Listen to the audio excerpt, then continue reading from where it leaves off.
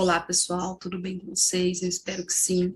Eu me chamo Pamela Melquiades e hoje eu e a Tawane vamos estar apresentando para vocês o trabalho da disciplina de fitopatologia aplicada, cujo tema é o manejo integrado das principais doenças que acometem as plantas ornamentais.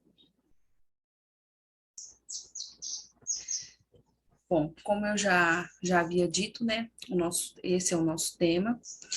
Então, vamos começar assim, né? O que são as plantas ornamentais, né? É, que as plantas fazem parte, né, dessa cadeia? Bom, elas são as espécies de plantas cultivadas pela beleza estética, muito utilizada no paisagismo, jardinagem e em áreas urbanas. Bom, no Brasil, existem cerca de 2,5 mil espécies de plantas ornamentais sendo cultivadas. E grande parte dessa produção está concentrada no estado de São Paulo, sendo o maior produtor, consumidor e exportador de plantas ornamentais do Brasil. Bom, como eu já disse, né, ela é muito importante para a jardinagem e, além disso, né, ainda colabora com a economia do país, gerando renda e serviço para a população.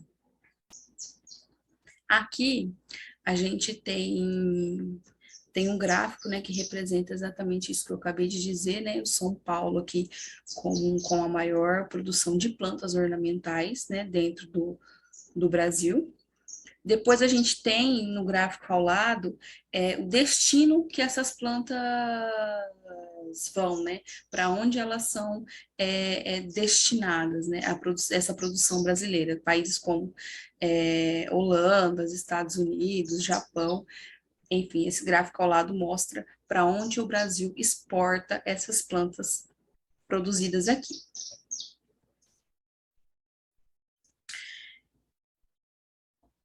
Agora que a gente já viu um pouquinho sobre o conceito, né, sobre o que são plantas ornamentais e a sua importância, a gente vai estar abordando um pouquinho as principais doenças que acometem essas plantas, né? Até porque, assim como qualquer outra cultura, né, elas também precisam de cuidados. E aqui nesse slide a gente tem os principais agentes fitopatogênicos, que são os fungos, as bactérias, os vírus e os nematóides. Que agora, no decorrer da apresentação, a gente vai estar citando, né, algumas doenças relacionadas a esses agentes. Dentre as principais doenças causadas por fungo, né, as doenças fúngicas, nós temos aí a antracnose, né, causada aí pelo fungo coletótricos, como principal. É, é um fungo que sobrevive saprófita em tecidos mortos. A sua disseminação pode ser pela chuva, pelo vento e por insetos. Os sintomas são manchas de formas variadas, coloração avermelhada, a pardo avermelhado, ou lesões mais escuras, né, que pode ocorrer nas folhas, nas brácteas, nas pétalas e no pseudocaule. É uma doença de suma importância para as plantas cultivadas e pode causar sérios prejuízos, né,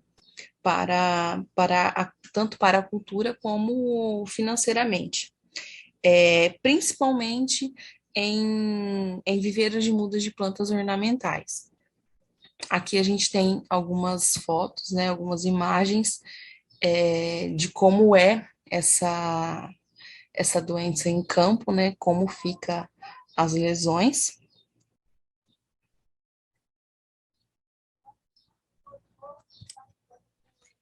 O controle. O controle é basicamente feito como preventivo, né? Ele é totalmente preventivo. Em alguns casos mais extremos, recomenda estar fazendo a aplicação de fungicida. Mas a gente deve se ter cuidado ao adquirir novas plantas, realizar as podas, as limpezas, de destruir e fazer a destruição, né, das partes doentes, né? É, cuidar com o manejo de irrigação, né? Ele deve estar adequado. Manter as plantas envasadas com bom espaçamento entre elas, né, para o ar ali conseguir circular bem. na área em que essas plantas estão sendo cultivadas.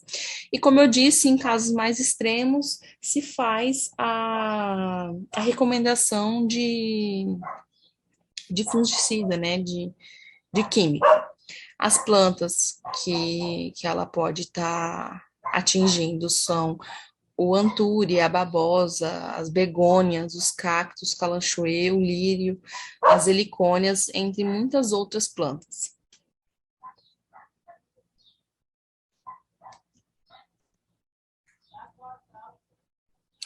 Aqui nós temos as ferrugens, né?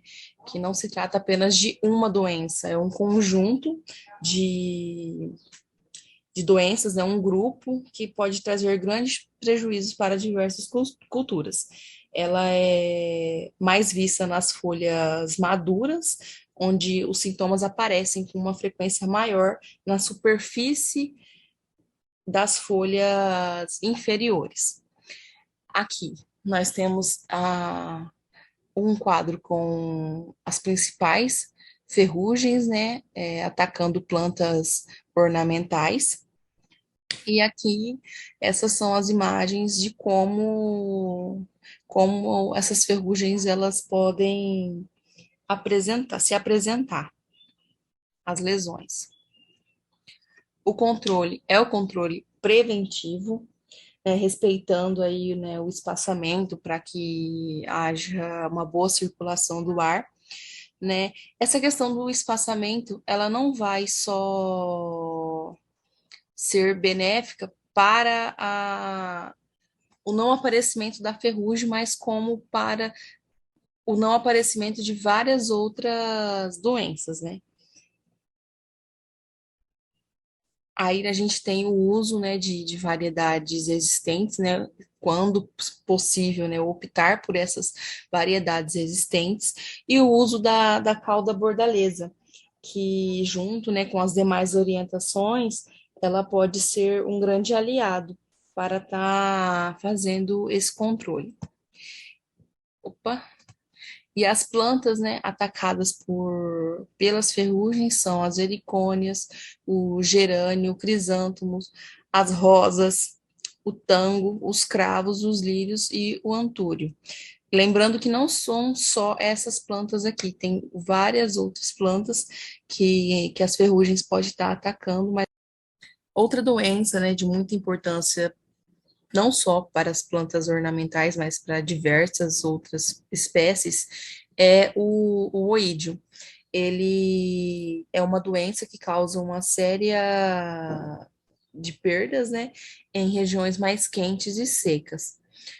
Os sintomas, eles se iniciam com manchas amareladas e à medida com que elas crescem, né, ficam recobertas por uma massa, a folha fica, né, recoberta por uma massa pulverulenta formada por micélios conidiófilos, conídeos do fungo. E é caracterizado pelo mofo acinzentado na superfície da folha, como a gente pode observar nessas imagens abaixo. Fica bem nítido aonde está o fungo. Quanto ao controle, né? O controle químico é o método mais empregado, sendo os fungicidas sistêmicos os mais eficientes e recomendados para estar tratando essa doença. A irrigação também pode ajudar, né? A irrigação por aspersão, e o tratamento deve iniciar logo com os primeiros sintomas da doença. Fungicidas de contato também à base de enxofre também pode se apresentar eficiente contra a doença. É muito importante também a gente usar apenas fungicidas registrados, né, no Ministério da Agricultura para cada cultura que a gente vai estar tratando, né. Dentre os produtos que podem ser utilizados, a gente pode citar o aproconazol, o futriafol, né, as plantas que elas podem tá atingindo são as giberelas, as dálias, os crisântemos, as rosas, as petúnias, as margaridas, as calêndulas, entre outras plantas. A podridão cinzenta causada pelo Botrytis cinerea é uma doença muito importante de pós-colheita, ataca diversas espécies e em diversas fases de desenvolvimento. Os sintomas é o aparecimento do mofo cinzento em várias partes da planta, como nas folhas, brotos, cálices, flores e frutos. Ele pode iniciar como uma queimadura, como a gente pode ver nessa última imagem aqui, no ápice das folhas e se estende até a base do pecíolo. O controle é basicamente, né, o controle preventivo, evitar o adensamento de plantas, realizar podas de limpeza para a retirada de todos os tecidos que estão infectados, né, é importante não deixar planta infectada junto com as que ainda estão sadias. O tratamento de semente, né, pode ser uma opção, e em casos mais severos, a pulverização de fungicidas protetores, né, aí no início da floração, para não afetar aí o seu produto que vai ser comercializado. As plantas, né, que podem ser afetadas por esse fungo são a dália, o brinco de princesa, o antúrio, a azaleia, a begônia, a cravina e o cravo. Tem algumas outras também, não são muitas, mas tem algumas outras plantas que esse fungo pode estar atingindo, mas essas citadas são as principais. Bom, meu nome é Tawane e eu vou falar sobre as doenças bacterianas. A primeira doença que eu vou falar é sobre a angústia bacteriana. A planta é infectada pelas raízes. Essa bactéria se aloja nos vasos condutores de água e, quando essa bactéria se multiplica, ela produz uma alta população de células que produzem polissacarídeos extracelulares. Esses polissacarídeos, eles entopem o xilema que deveria conduzir a água pelas raízes, das raízes para a parte aérea da planta, ele está entupido, então a água não chega e as plantas ficam com esse aspecto murcho. Aspecto não, elas ficam murchas. O controle da murcha bacteriana é feito quimicamente, utilizando produtos registrados para cada cultura. Algumas das plantas acometidas pela murcha podem ser a helicônia, os calanchões, os tomates, entre outras. Tem também as galhas, que é uma infecção que ocorre quando há ferimento nas plantas. Essa infecção ataca as raízes e o colo da planta e se caracteriza por galhas de formato arredondado. Como vocês podem ver nas fotos, no início ela é macia de coloração creme, coloração clara. E conforme vai passando o tempo, ela vai ficando maior, verrugosa, de cor mais escura, até apodrecer. Ela também cria um aspecto lenhoso. O controle das galhas é feito controle preventivo, né?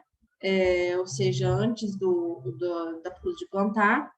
E o controle biológico, por exemplo, como ela é feita como a doença se dá nos ferimentos das plantas, então é bom que se haja um controle biológico do que está ferindo essas plantas, né? Para que possa chegar a ter essa infecção. Algumas das plantas acometidas são as rosas, as margaridas, os girassóis e os crisântemos. E a podridão por ervilha. Ela ataca a base e o centro das hastes, geralmente, causa o escurecimento da parte interna do talo, e as mudas contaminadas apresentam tecido encharcado e mole, com odor fétido. Ataques severos a essa planta causa murcha e as plantas caem totalmente. Pode ser feito o controle com uma rotação de culturas com gramíneas, pois ela vai desfavorecer o patógeno. A utilização de propágulos, né, que são formas mais rápidas de propagar essa planta. E o controle de insetos para reduzir as lesões. Fazer o controle dos insetos, né, no caso. Plantas que podem ser acometidas são a flor de lagarto, a palma, a figueira da Índia, o cravo, a violeta africana, a dália, a espada de São Jorge, entre várias outras. Doenças viróticas. Alguns danos que as doenças viróticas causam, no caso os vírus, as viroses, o amarelamento das folhas, dos caules, são manchas foliares, uma distorção nas flores, flores abortadas, rosetamento de mudas, mosaico e a redução do crescimento das plantas. Algumas plantas que podem ser mencionadas, que podem ser acometidas pelas doenças viróticas são os crisântios, as astromélias, o lisanto, a gloxínia, o antúrio, entre várias outras também. O controle das doenças viróticas que esse aqui especificamente é o Cucumber mosaic vírus. Eu não sei falar certamente o nome, pode ser que eu esteja falando errado, com certeza estou, mas geralmente esse controle aqui serve para vários outros vírus. Eliminação das plantas com sintomas e a utilização do material propagativo livre de vírus, ou seja, se você utilizou, por exemplo, uma pá para mexer com uma planta que está com o vírus, você deve fazer a limpeza correta dessa pá e não levar ela para mexer com outra área, com outra planta, uma tesoura, uma pá ou qualquer outro material que possa propagar esse vírus. O controle de vetor afídeo. Essa planta, no caso, é a Austromélia, e as fotos são dela, a folha é dela. Na figura A, vocês podem ver a planta sadia, na figura B, a planta já está infectada, e na planta C, a folha mais de perto, mostrando o mosaico que se cria na base dessa folha. Aqui são doenças por nematóides, né? Os nematóides mais comuns em plantas ornamentais, eu não vou conseguir falar esses nomes, eu vou tentar. Dorilamoide heterodera, Meloidogine e Raditoidea. Nomes populares são nematóides e nematóides de Gales. Eles são organismos minúsculos, vivem em diversos ecossistemas. Eles ocorrem em quase todas as regiões. Eles podem ter vida livre, que não se alimenta de seres vivos, né? Podem se alimentar também de restos de outros animais ou plantas. São chamados de saprófitas. Tem os parasitas que se alimentam de animais e plantas vivas, que são os que a gente vai falar agora. E esses nematóides que parasitam as plantas podem ser encontrados no solo e nas raízes, principalmente. Causam diversos danos. No caso, a gente está falando de plantas ornamentais, eles causam diversos danos a essas plantas ornamentais, sejam elas de grande produção ou as de jardim. Então, não é só numa grande plantação de plantas ornamentais ou na produção para grandes vendas que vai ter o nematóide. Em qualquer jardim pode haver também. A disseminação se dá principalmente pela erosão dos solos pela água, a comercialização de substrato contaminado, tem também a comercialização de vegetais contaminados, plantas contaminadas, né? Uma planta vem contaminada de um local, é plantada em outro local e esses nematóides podem se espalhar. Descarte de substrato contaminado. Esses nematóides, durante a vida deles, se eu não me engano, durante anos, por exemplo, eles se movimentam lentamente, podendo chegar, tipo, poucos metros de movimentação por anos. O controle é feito com conhecimento prévio da área, né, através de amostragens, ou seja, no caso de grandes produções, por exemplo, um produtor faz um reconhecimento da área, ele faz a amostragem, sabe se tem nematóides, quais são os meios de controle que ele deve utilizar, a limpeza dos equipamentos, né, como mencionado antes nos vírus, também deve haver a limpeza dos equipamentos nos nematóides, limpando máquinas, ferramentas e implementos agrícolas, porque Uma máquina agrícola contaminada pode contaminar qualquer outra área, assim como as ferramentas e os implementos. E o uso de plantas antagonistas. Plantas antagonistas são plantas que não reagem não são suscetíveis aos sintomas dos nematóides. Por exemplo, tem as plantas armadilha. As plantas armadilha, o nematóide consegue penetrar o sistema radicular, mas não consegue completar o ciclo de vida.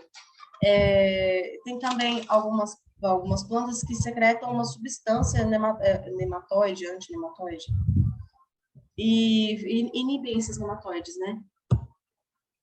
Os sintomas principais da doença por nematóide é o tamanho reduzido de órgãos vegetais, a necrose de folhas, raízes e flores, e os bulbos e tubérculos mal formados. As partes afetadas das plantas são os bulbos, os caules, as flores, as folhas, as raízes e os tubérculos. Terminamos aqui. Obrigada.